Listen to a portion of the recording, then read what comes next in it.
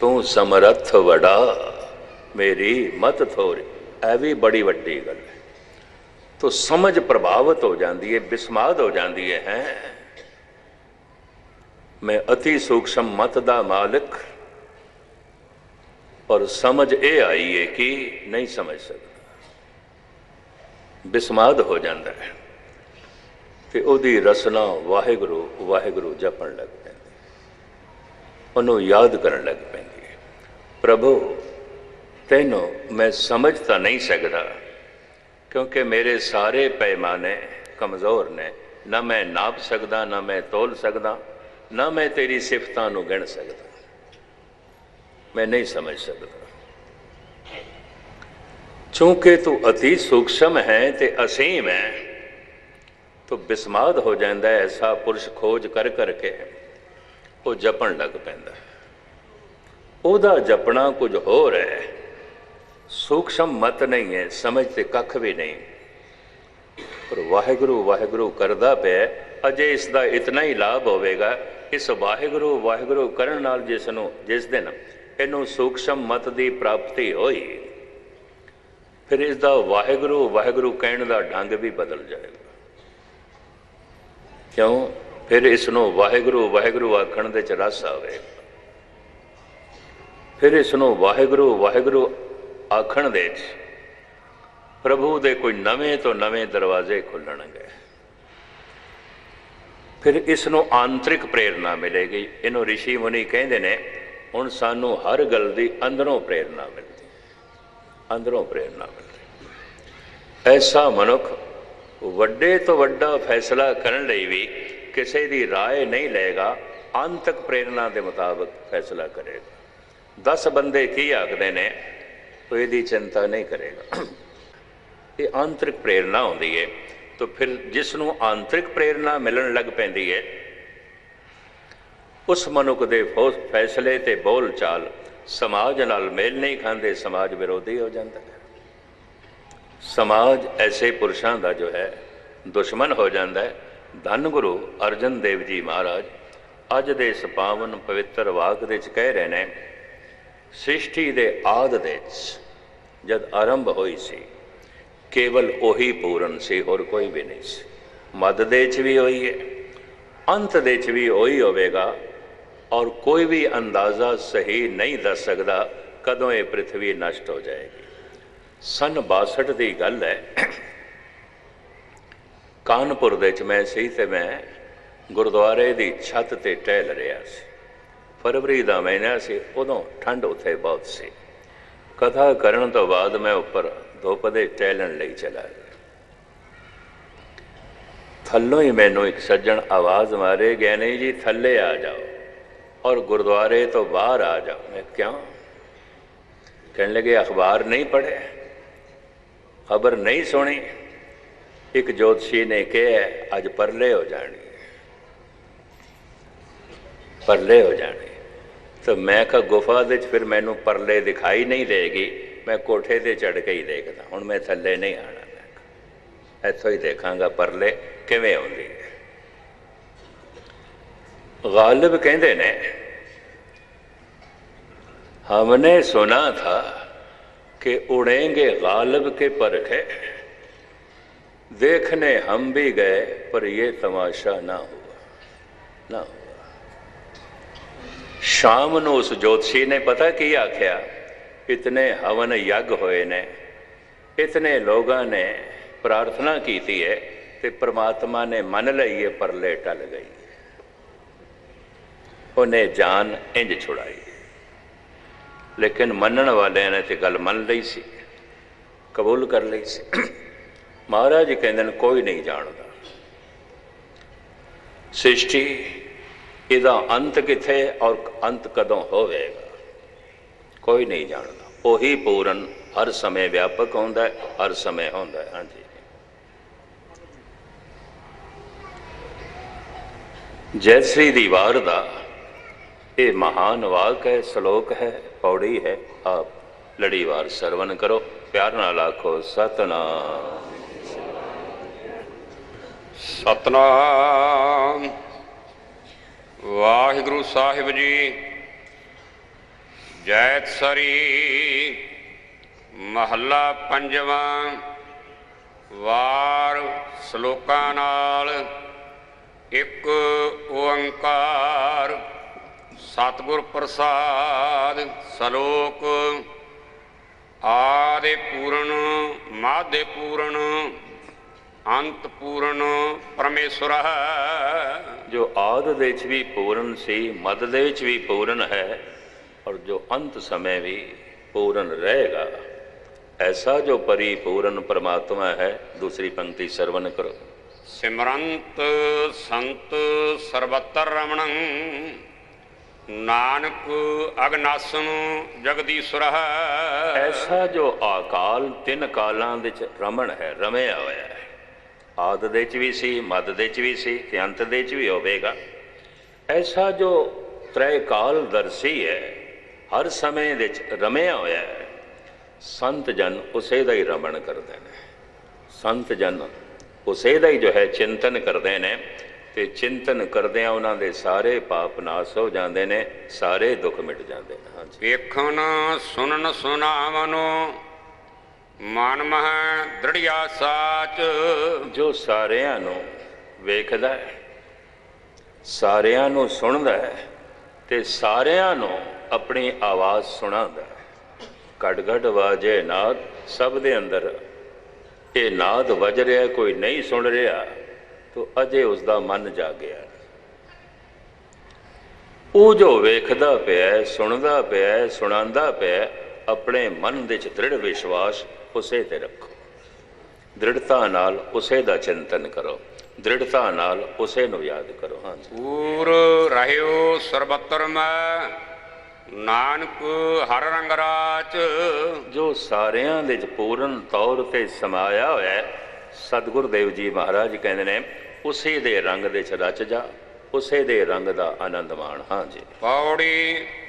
ਹਰ ਏਕ ਨਿਰੰਜਨ ਗਾਈਆ ਸਭ ਅੰਤਰ ਸੋਈ। ਉਸ ਇੱਕ ਦੇ ਗੁਣ ਗਾਇਨ ਕਰਨੇ ਚਾਹੀਦੇ ਨੇ ਜੋ ਸਾਰਿਆਂ ਦੇ ਅੰਦਰ ਰਮਿਆ ਹੋਇਆ। ਇਹ ਖੁਲਾਸਾ ਤੇ ਫਿਰ ਕਿਸੇ ਵਕਤ ਫਿਰ ਕਿ ਖੋਜ ਅੰਦਰ ਤੋਂ ਸ਼ੁਰੂ ਕਰਨੀ ਪਏਗੀ।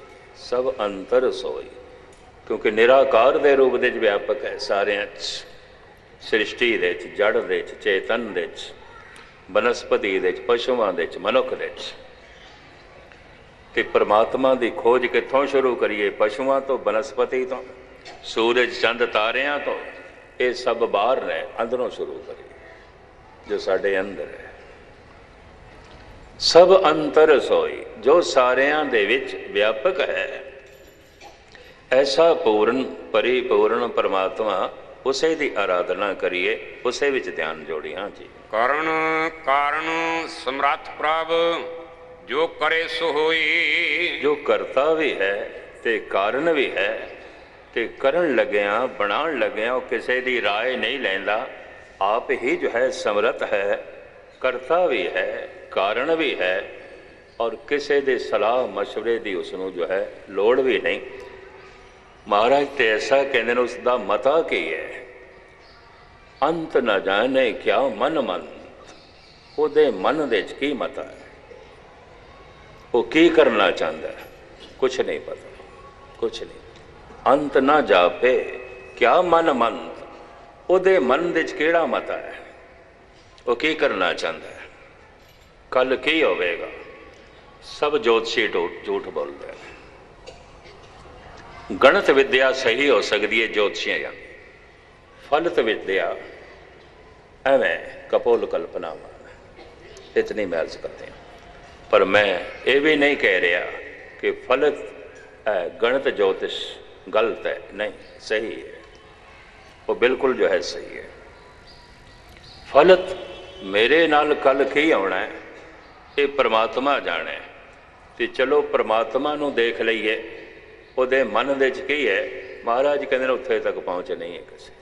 ਅੰਤ ਨਾ ਜਾਪੇ ਕਿਆ ਮਨ ਮੰਤ। ਉਹਦੇ ਮਨ ਦੇ 'ਚ ਕਿਸੇ ਵਿਅਕਤੀ ਬਾਰੇ, ਜਗਤ ਬਾਰੇ, ਗ੍ਰਹਿ ਨਛੱਤਰ ਬਾਰੇ ਕੀ ਮਤਾ, ਉਹ ਕੀ ਕਰਨਾ ਚਾਹੁੰਦਾ ਹੈ, ਕੋਈ ਨਹੀਂ ਜਾਣਦਾ, ਕੋਈ ਨਹੀਂ ਜਾਣਦਾ, ਉਹ ਉਹੀ ਜਾਣਦਾ। ਹਾਂਜੀ।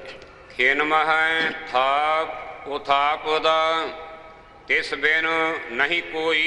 ਇੱਕ ਛਿਨ ਵਿੱਚ ਸਾਜਨਾ ਕਰ ਦਿੰਦਾ ਹੈ, ਮਿਟਾ ਦਿੰਦਾ ਹੈ, ਮਿਟਾ ਦਿੰਦਾ ਹੈ, ਸਾਜਨਾ ਕਰ ਦਿੰਦਾ ਹੈ। ਐਸਾ ਕੰਮ ਇੱਕ ਛਿਨ ਵਿੱਚ ਕਰ ਦਿੰਦਾ ਹੈ। ਚੰਗੀ ਤਰ੍ਹਾਂ ਮੈਨੂੰ ਯਾਦ ਹੈ 3-4 ਸਾਲ ਪਹਿਲੇ ਅਹਿਮਦਾਬਾਦ ਵਿੱਚ ਸੀ, 10 ਨਾਲ ਰਾਗੀ ਜਥੇ ਸਨ, ਜਿੱਥੇ ਤੱਕ ਮੇਰਾ ਅੰਦਾਜ਼ਾ ਹੈ ਸ਼ਾਇਦ ਸਿੰਘ ਸਾਹਿਬਾਨ ਵੀ ਸਨ। ਸਾਰੇ ਗੁਜਰਾਤ ਦਾ ਭਰਮਣ ਕਰਦੇ ਅਹਿਮਦਾਬਾਦ ਆਏ। 25 ਨੂੰ ਸਾਰੇ ਜਥੇ ਜੈਪੁਰ ਲਈ ਰਵਾਨਾ ਹੋਏ। ਮੈਂ 25 ਸ਼ਾਮ ਨੂੰ ਬੰਬੇ ਤੋਂ ਹੋ ਕੇ ਜੈਪੁਰ ਪਹੁੰਚਣਾ ਸੀ। 26 ਨੂੰ ਉੱਥੇ ਪਹੁੰਚਾ ਲਾ ਗਿਆ। ਜਿਸ ਬਿਲਡਿੰਗ ਦੇ ਵਿੱਚ ਅਸੀਂ ਸਾਰੇ ਠਹਿਰੇ ਹੋਏ ਸੀ, ਸਭ ਜ਼ਮੀਨ ਤੇ ਆ ਗਏ, ਕੁਛ ਵੀ ਨਾ ਰਿਹਾ। ਖਿਨ ਦੇ ਵਿੱਚ, ਇੱਕ ਛਿਨ ਦੇ ਵਿੱਚ। ਔਰ ਬਾਅਦ ਵਿੱਚ ਤੇ ਪਤਾ ਚੱਲਿਆ ਸਹਿਜੇ ਸਹਿਜੇ ਕਿਤਨੇ ਕਸਬੇ ਮਿਟ ਗਏ, ਕਿਤਨੇ ਸ਼ਹਿਰ ਮਿੱਟੀ ਹੋ ਗਏ, ਬਿਲਡਿੰਗਾਂ ਨੇਸਤੋ ਨਾਬੂਦ ਹੋ ਗਈਆਂ। ਇੱਕ ਖਿਨ ਦੇ ਵਿੱਚ, ਇੱਕ ਛਿਨ ਦੇ। ਸਵੇਰੇ ਦੇ ਸਮੇਂ ਕਿਧਰੇ 26 ਤਰੀਕ ਨੂੰ ਐਸਾ ਹੋਇਆ ਸੀ ਉਲਹਾਸ ਨਗਰ। ਮੈਂ ਸਟੇਜ ਤੇ ਹੀ ਬੈਠਾ ਕਥਾ ਕਰ ਰਿਹਾ ਸੀ ਤੇ ਸਟੇਜ ਹਿੱਲਣ ਲੱਗ ਪਈ, ਤਖਤ ਪੋਸ਼ ਸੀ, ਹਿੱਲਣ ਲੱਗ ਪਿਆ। ਇਸ ਤਰ੍ਹਾਂ ਜਿਹੜਾ ਮੇਰੇ ਕੋਲ ਵਾਜਾ ਪਿਆ ਸੀ, ਸਟੇਜ ਛੋਟੀ ਸੀ, ਥੱਲੇ ਗਿਰ ਗਿਆ। ਤਾਂ ਮੈਂ ਕਿਧਰੇ ਸੋਚਿਆ ਸ਼ਾਇਦ ਮੈਨੂੰ ਹੀ ਕੋਈ ਚੱਕਰ ਆ ਗਿਆ। ਪਰ ਅੱਧੀਆਂ ਸੰਗਤਾਂ ਜਦ ਭੱਜ ਕੇ ਬਾਹਰ ਨਿਕਲੀਆਂ ਤੇ ਬਹੁਤੀਆਂ ਬੈਠੀਆਂ ਹੋਈਆਂ ਵਾਹਿਗੁਰੂ ਵਾਹਿਗੁਰੂ ਕਰਨ ਲੱਗੀਆਂ, ਤੇ ਮੈਂ ਕਿ ਪਹੁੰਚਾ ਲਾ ਗਿਆ। ਇਹ ਤੇ ਪਹੁੰਚਾ ਲੈ ਝਟਕੇ ਉਲਹਾਸ ਨਗਰ ਤੱਕ ਸਨ, ਬੰਬੇ ਤੱਕ ਸਨ। ਉਲਹਾਸ ਨਗਰ ਵਿੱਚ ਸਿਰਫ ਇੱਕ ਮਕਾਨ ਦੀਆਂ ਸੀੜੀਆਂ ਗਿਰੀਆਂ ਸਨ, ਬਾਕੀ ਕੁਛ ਵੀ ਨਹੀਂ ਹੋਇਆ, ਲੇਕਿਨ ਝਟਕੇ ਬੜੇ ਜ਼ੋਰ ਦੇ ਆ। ਉੱਥੇ ਮੈਂ ਇਹ ਮਹਿਸੂਸ ਕਰ ਲਿਆ ਸ਼ਾਇਦ ਮੈਨੂੰ ਕੋਈ ਦਿਮਾਗੀ ਚੱਕਰ ਆ ਗਿਆ ਹੈ। स्टेज हिल रही है, वाजा गिर गया और सब कुछ हिल रहा है। इतना लंबा झटका, छोटे छोटे झटके मैं देखे सन कई दफ़ा इस तरह का सिलसिला देख के असी पहुँचा। तो इतने लंबे समय तक ये मैं पहली दफ़ा देखे। शाम तक पता चलिया क्योंकि टेलीफोन सिस्टम कट चुके सी, गुजरात का धर्म भरम हो चुके सी। शाम तक तो पता चलिया बड़ी तबाही हो गई है, बड़ी बर्बादी हो गई है। तो खबर मिली भी गैने जी जिस बिल्डिंग तुसी रहिंदे सी उत्थे अज बिल्डिंग कोई नहीं, तुसी सारे जेड़े ठहरे सी उत्थे मिट्टी हो गई, जमीन ते आ गई, कुछ भी नहीं रहा, कुछ भी नहीं रहा। महाराज कहते ने एक छिन दे साजना कर देंदा है, एक छिन दे परले कर देंदा, उथापना कर देंदा। इस तरह का शक्तिशाली उस परमात्मा तो बिना और कोई भी नहीं, और कोई भी नहीं। हाँ जी। खंड ब्रह्मांड पाताल दीप रविया सब लोई। छोटे छोटे खंडां दे ते पूरे ब्रह्मंड दे आकाश दे ते पाताल दे ओही रमिया होया है, ओही व्यापक है। हाँ जी। जिस आप बुझाए सो बुझ से निर्मल जन सोई। साधना करदियां करदियां जिसनों ये सूक्ष्म मत परमात्मा आप दे देंदा है, उन्होंने समझ आ जाती है। वो ये जानता है कि वो व्यापक है, एक छिन दे उत्पत्ति ते परले कर सकता है, सारे करिश्मे होंदे ने। थोड़ी जिहियां बेनतियां, चूँकि ETC चैनल ते मैनू जो उन्हों दी इतला सी नीतू सिंह जी की, पूरा नाम उन्होंने सुरेंद्र सिंह जी है, वो पंजाबी प्रोग्राम के डायरैक्टर ने। मैनू कहने लगे 6.5 मिनट का वासू जी का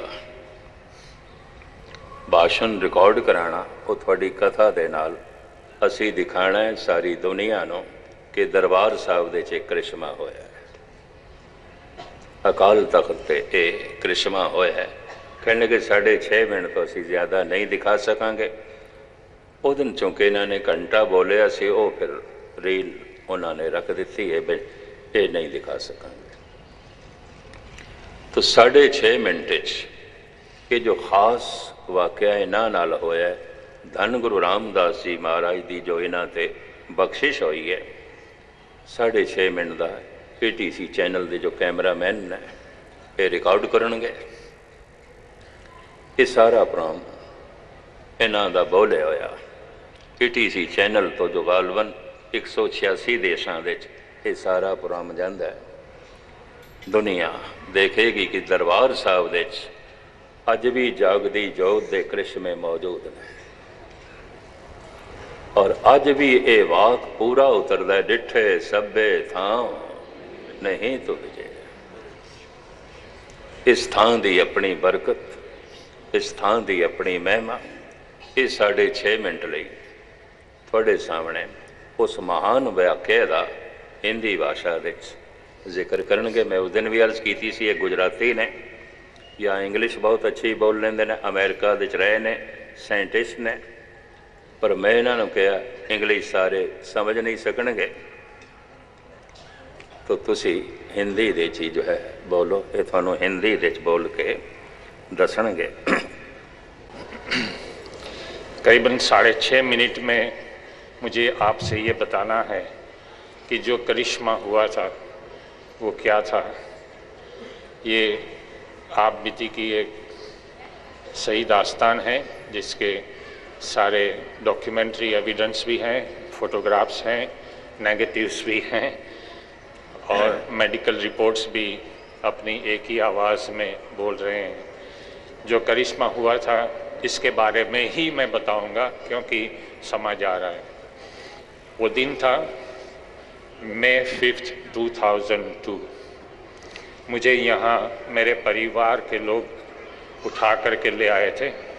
कभी थोड़ा चल सकता था, कभी फिर से उठाया जाता था, कभी कोशिश करता था कि मैं खुद ही चल के पहुँचूँ, लेकिन ये मुमकिन ना रहा और बाद में हमें उठाकर ही ले जाया गया।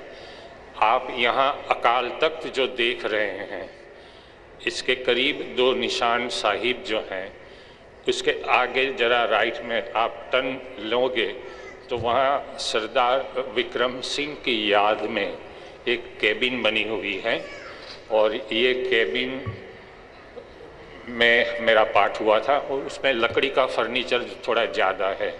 और सरदार विक्रम सिंह जो लद्दाख के हीरो थे, जिन्होंने अपनी ज़िंदगी समर्पित कर दी और 22 नवंबर 1963 में वो लड़ते लड़ते मारे गए थे। He is known as hero of Ladakh.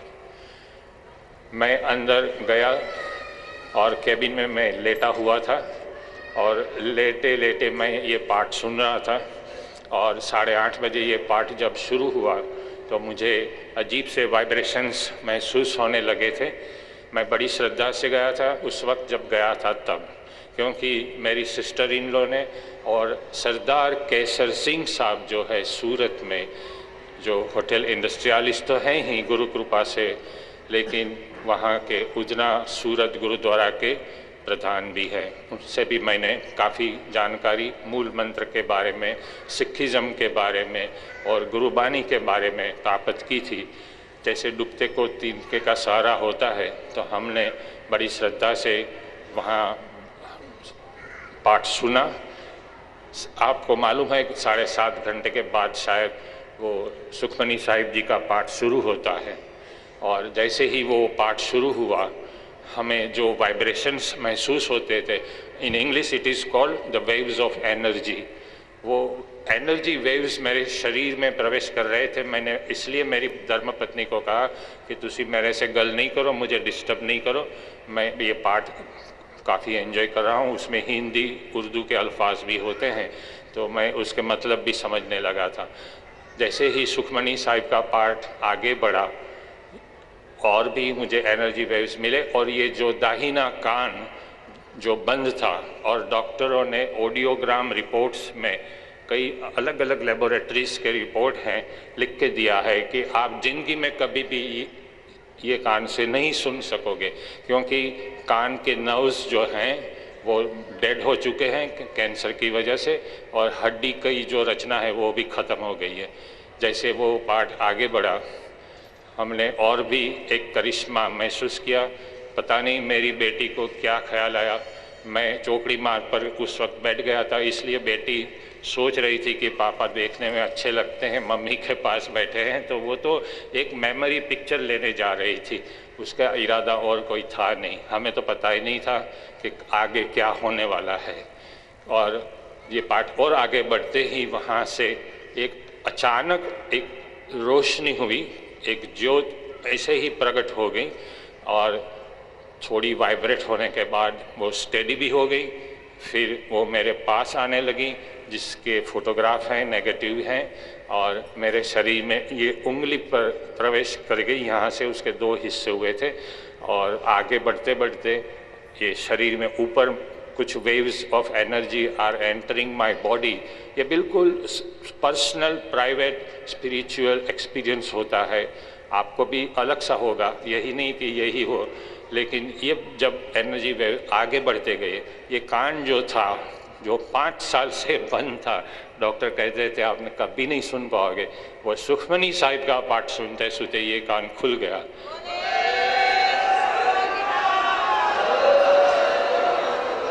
आज भी ये कान खुला हुआ है, और मैं कथा कीर्तन एंजॉय करता हूँ। जैसे ये पाठ आगे बढ़ता गया, फिर और भी एक अजीब सी बात हमने महसूस की। जो ज्योत आगे बढ़ी थी, मेरी बेटी ने 5-6 फोटो निकाले, इसमें से एक फ़ोटो में ये ज्योत आप देख सकते हैं। आगे ये सरदर्द मुझे रहता था, यहाँ जो कैंसर का ट्यूमर है वो आज भी बना हुआ है, लेकिन अभी वो कैंसर का नहीं है, सिर्फ ट्यूमर है। जैसे ये मोल होता है, वो भी एक ट्यूमर है, जिसको अंग्रेजी में बिनाइन ट्यूमर कहते हैं। कैंसर का ट्यूमर हो उसे मैलिग्नेंट ट्यूमर कहते हैं। तो अखंड पाठ के पहले के रिपोर्ट कहते हैं कि मैं कैंसर से ख़त्म हो जाऊंगा। अखंड पाठ के बाद के रिपोर्ट कहते हैं कहीं शरीर में कैंसर है नहीं। ये मैंने दावा नहीं करना है, ये मुझे कुछ भी नहीं क्लेम करना है, ये मेडिकल रिपोर्ट्स अपने आप बोल रहे हैं। और आज तो मेरे जो डॉक्टर जो थे, cancer specialist, chief cancer specialist, उन्होंने लिख कर दिया है, जो मैंने यहाँ पढ़कर भी उस दिन सुनाया था कि जब मैं हिंदी में बता रहा हूँ, डॉक्टर के सीसा कहते हैं कि वासु भारद्वाज को कैंसर हुआ, इसलिए हम अगस्त 2001 से उन्हें कीमोथेरापी दे रहे थे। 6 कीमोथेरापी फेल हुई थी, यहाँ होल का निशान भी बना हुआ है। लेकिन जब से वो हरमिंदर साहब से वापस आए हैं, हम तो यहाँ स्टेम सेल ट्रांसप्लांट की तैयारी करते थे, लेकिन जब से वो हरमिंदर साहब जाकर का अखंड पाठ अरदास करके वापस आए हैं, तब से उनके शरीर में हमने जहाँ जहाँ खोज चलाई, हमें कहीं भी कैंसर देखने को नहीं मिला। इसलिए हमने स्टेम सेल ट्रांसप्लांट ड्रॉप कर दिया है, और वासु भारद्वाज एक तंदुरुस्त शख्स की तरह कोई भी तनावपूर्ण सिचुएशन में कोई भी काम कर सकते हैं, घूम सकते हैं। आँखों के चश्मे थे वो भी कम हो गए, और आप देख रहे हैं मैं 64 साल का हूँ, आई एम 64, लेकिन मेरी गड्डी रिवर्स में जा रही है, and I am ageing youthfully. और ये गुरु कृपा ही है। कृपा करके आप इसको चमत्कार नहीं कहिएगा, ये चमत्कार नहीं है, ये गुरु कृपा है। और मेरे पर जो गुरु कृपा हुई है, इससे बढ़कर भी गुरु कृपा किसी पर भी हो सकती है, आप पर भी हो सकती है। और अरदास सुनने के लिए तो गुरु बैठे ही हैं। जैसे कबीर ने भी कहीं कहा है कि आप दिल से अरदास करो तो आप सुन सकते हैं, अरदास गुरु तक पहुंच भी सकती है। कबीर कहते हैं मस्जिद मुल्ला बांग पुकारे, क्या मेरा साहिब बहरा है, चींटी के पाँव में नूपुर बाजे, वो भी मेरा साहिब सुनता है। तो ये अरदास तो डॉक्टर भी आज करने लगे, जो मुझे ट्रीट कर रहे थे गुरुवाणी वो भी पढ़ने लगे हैं। मरीज़ों को ये भी सलाह देते हैं, पढ़ाई के मुताबिक आपके दवा देते हैं, लेकिन आप हरमिंदर साहब जा कर के वहाँ अखंड पाठ और अरदास करोगे तो आपको भी जो वासु भारद्वाज के साथ हुआ, ऐसी इससे भी बढ़कर गुरु कृपा हो सकती है। यही एक छोटा करिश्मा आपको भले लगे, बात वैसे तो छोटी है, कहानी छोटी है, लेकिन इसके पीछे जो बात छुपी हुई है वो बहुत ही बड़ी है। और ये ज्ञान मैंने मस्कीन जी के कैसेट्स, वीडियो सीडीज सुनकर पाया है। और आज भी जब भी उनकी आवाज़ सुनता हूँ, आज घर में मुझे ऐसा लगता है गुरु मेरे मन में बसे हुए हैं। और गुरुबानी में ये वचन भी गुरु ने दिया है, तीरथ नावण जाओ, तीरथ नाम है, तीरथ शब्द विचार अंतर ज्ञान है। मैं अरदास करूं कि मेरी तरह आपका मन भी एक ऐसा तीरथ बने और आप भी गुरुबानी की सेवा में रहो। वाहिगुरु जी का खालसा, वाहिगुरु जी।